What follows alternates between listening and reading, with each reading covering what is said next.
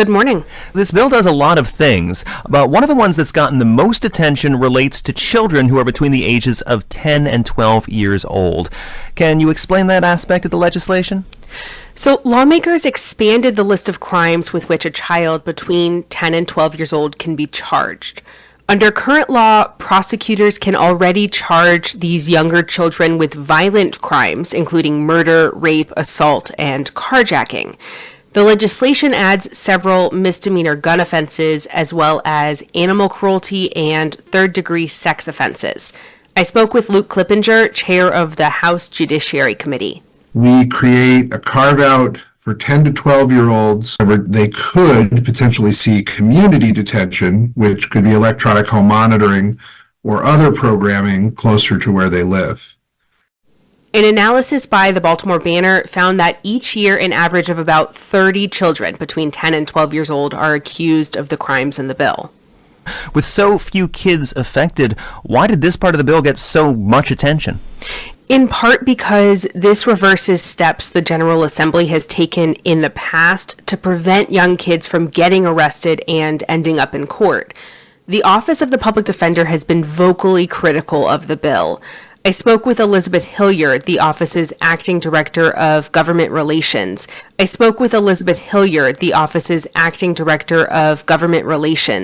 She said over-policing is common in Black and Latino communities, not just among adults, but also among children. We are very concerned that the breadth of the scope that DJS is looking at and that the system is looking at, broadening that even a little bit will result in further over-policing of Black and brown 10, 11, and 12-year-olds from marginalized communities.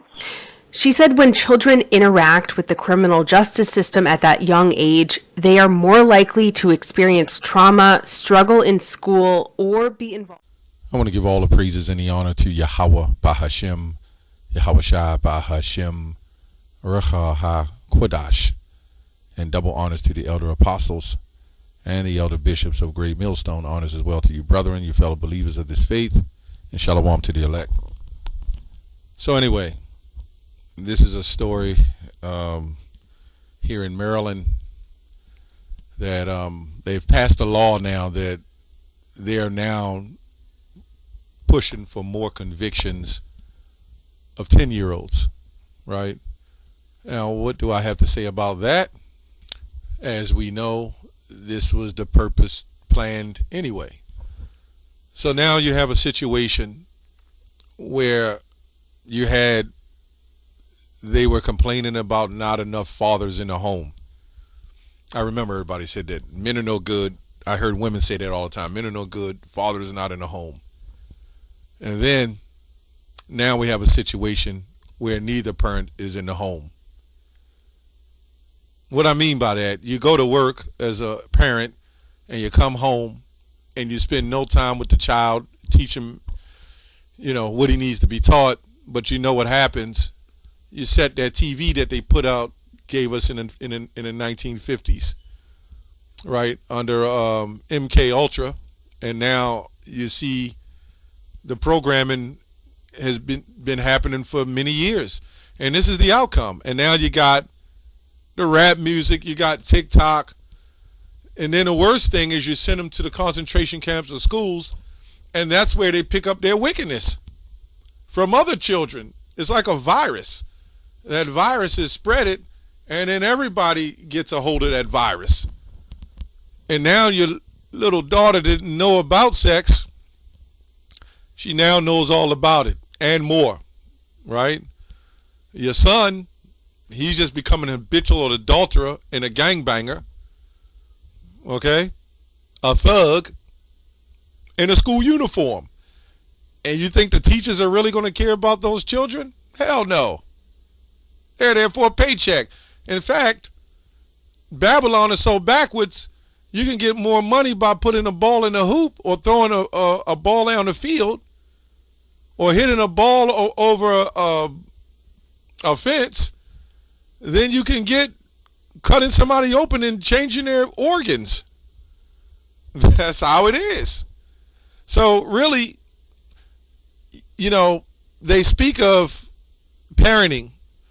And I'll say this, as a woman, if you're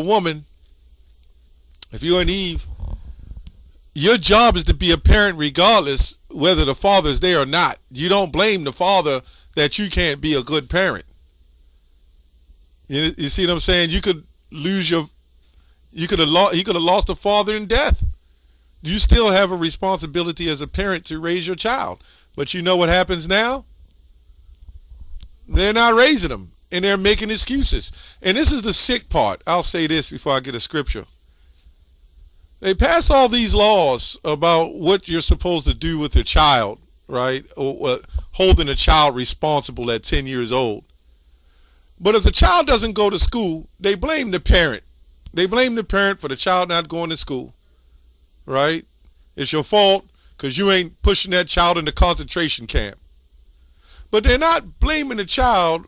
They're not blaming the parent when the child goes off and starts shooting people. Yeah. Anyway, let's go to Deuteronomy 28. Now, let me go to Amos 7 and 17. Amos 7 and 17. You know, the scriptures talk about you have a stubborn son, a stubborn child, you stone him, you know. We know that's not happening in this society. But number one, what do they know? They haven't been raised. Amos 7 and 17. Therefore, thus saith the Lord, thy wife shall be a harlot in the city, and thy son and daughters shall fall by the sword. Right, is this not prophecy? Is this not the children of Israel? And then these laws are going to affect 10-year-olds. So in other words, get the father out of the home through Section 8 and whatever else you want to say, independence, feminism, they're out of the home. Now we can work on the rest of the destruction of the family. What these Eves don't understand is this feminism is designed to hurt you. That's what they understand. And now they're looking and crying, what do I do? My son is out of control. In fact, you'll see a son and a daughter, and the son will be all, will not be neatly cleaned.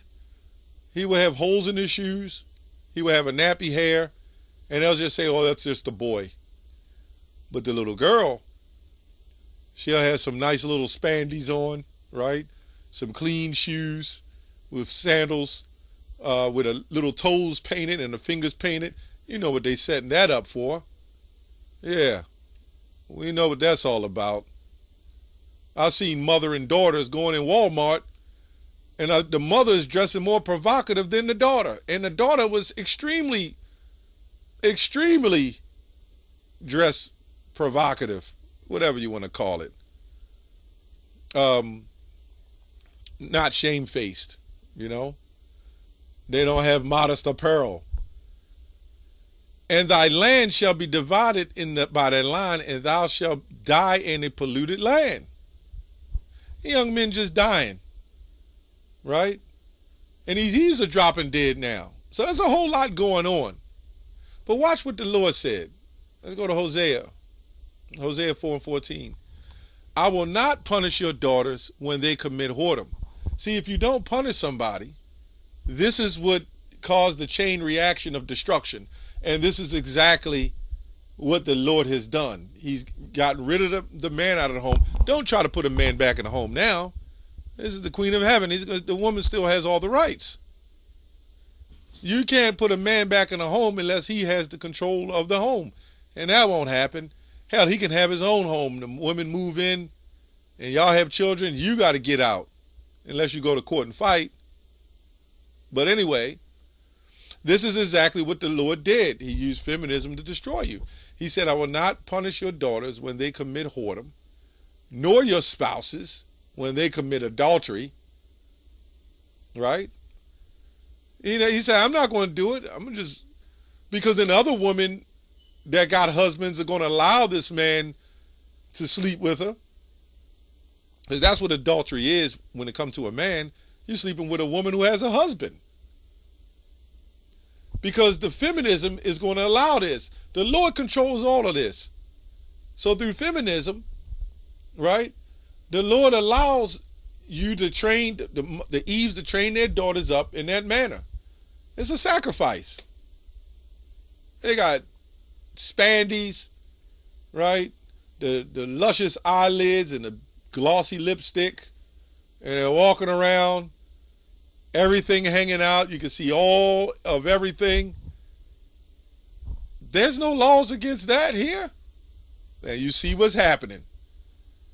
And then these same men that are not meeting the expectation of who their wife is with has also grown up through the media and been coerced to try to lay down with other men's wives. You see it in the music. You see it with the R. Kellys and the various other music artists. All they speak of is adultery. Right? I'll do all the things your man won't do. And men hear this stuff, you take it in, and your job is to try to please another woman that belongs to somebody else more than your own. Yeah, that's the way it's going. So this has been screwed up. And fast forward to what we're speaking of today, you get to the children young, and as that person said, once they get caught up in that system, they're destroyed. Really, they're destroyed before they got in that system. When they start toting guns at 10 years old, walking around, that tells you that there's no accountability. Eve, you know, we know when I say by Eve, what I mean when I say by Eve, there's no accountability. Her sons is going to have no accountability. So they're just left out there, man. And they're out of control. And then you're going to see the outcome of what's going to happen. Hosea 4:6, my people are destroyed for lack of knowledge. It also says, for the men themselves will go apart with harlots and offer sacrifices with the ritual harlots, right?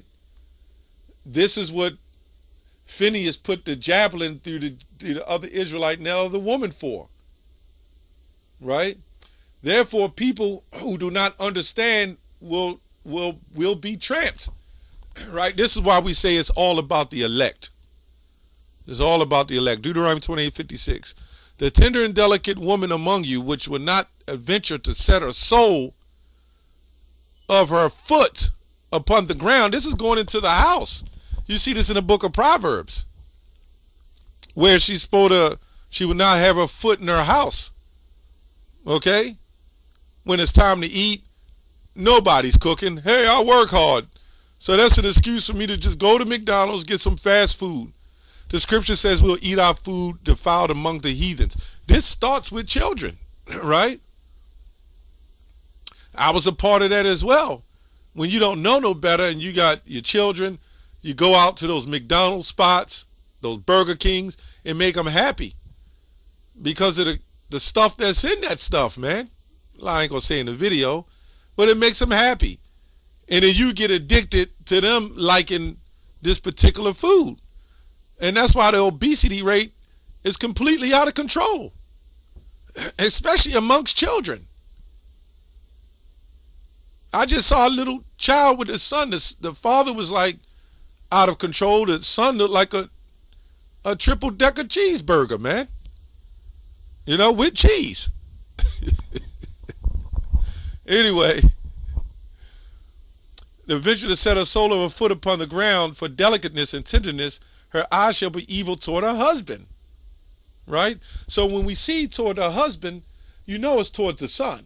Because the wife will look at the son that she hates, the husband that she dislikes, then she will carry on to the son because he reminds her of the husband. So she's going to hate him too. Right? Toward her husband of her bosom and toward her son, there we go, and toward her daughter. You do not have love if you're not correcting your daughter. The opposite of love is hate. Right? You either love or you hate. There's no gray area. So we're totally out of control. Jeremiah 4:22 says, my people are wise to do evil, but to do good, they have no knowledge. I believe they are sottish children, habitually drunkard. Just sottish. Sot. You know, so I just wanted to touch on that. It's crazy. You know, it's crazy that the government can detain and discipline your children, but you can't. Isn't that crazy? They can discipline them. You can't curse them out. I'm going to just say you can't beat down their back. You can't, you know what I mean by that. You can't whip them. You can't discipline them. You can't scream at them. People look at you crazy, but they go to jail and get yelled at, get three hots in a cot, and it's crazy. And then the women, they're complaining about these laws when they're pretty much primarily responsible. It ain't the state's fault and the government's fault that you don't raise your children. So you want it all. You want them to raise them. You don't want to raise them. But when they get in trouble, you don't want them in trouble, because that's a reflection of you, showing that you were not a good parent. How about you probably wasn't a good wife, nor was a good person? That's all I have on that. Shalom.